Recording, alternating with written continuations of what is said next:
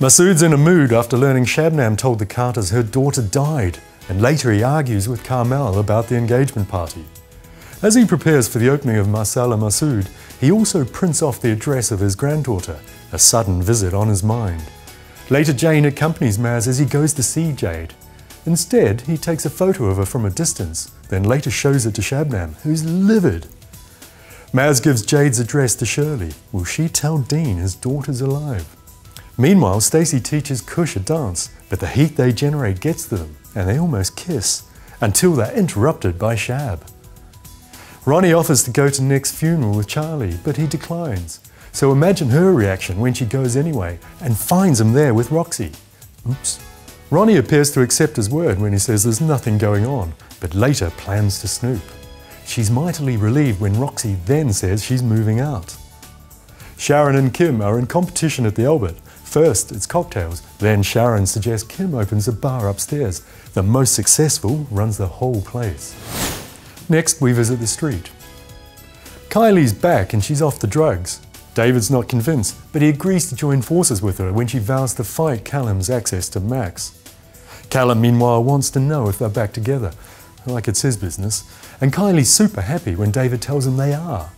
Later, though, he crushes her by saying the reunion was just for show. Sophie's still on Jenny's case, who almost tells her too much when they're talking about grief. She then takes Jack and gets into a cab and is soon in Hull. Kevin calls the police when he finds them gone, and Sophie's online detective work turns up a news story about Jenny's own son, who was Jack's age. Michael's a mess and makes a drunken scene at the bistro, so Eileen drags him home and he tries to kiss her. As they get passionate, he collapses. Gail's horrified at the hospital when she overhears her enemy Eileen telling the doctor what he was up to when he collapsed. Tracy's angry that Liz has let Tony back in the pub, so tells her he hired the thugs. Liz responds by hitting on a brewery guy and bringing him back to the pub. Finally, we're in the Dales. Debbie's jealous to see Ross with Carly, while Pete sees his brother with Debbie and leaps to conclusions, then decides to frame him for theft. Zach and Kane think Ross stole Zach's winnings, but when Debbie finds the cash in Ross's car, she realises Pete stitched them up, which has the unintended effect at driving him into Ross's arms.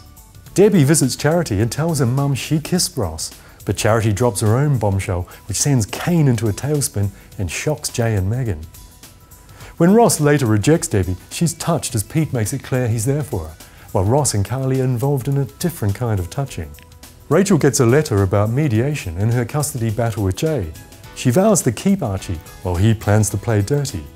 But how so? Layla is alarmed when she hears him threatening to kill Rachel. He assures her he was joking, but then he spikes Rachel's drink ahead of the mediation.